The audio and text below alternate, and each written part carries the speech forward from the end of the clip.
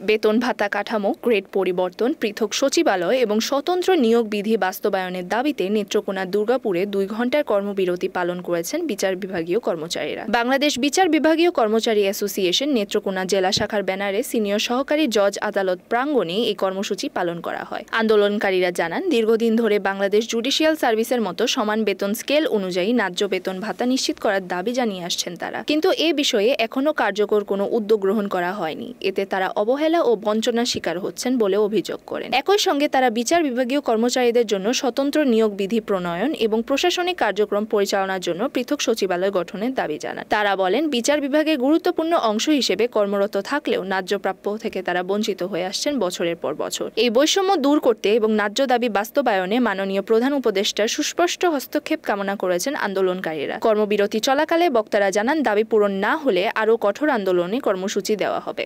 অন্যান্য ডিপার্টমেন্টগুলো তাদের বৈষম্য দূর হয়েছে, আমাদের বিচার বিভাগ এখনো অবহেলিত। সুপ্রিম কোর্টের অধীনস্থ একটি আলাদা সচিবালয় চাই।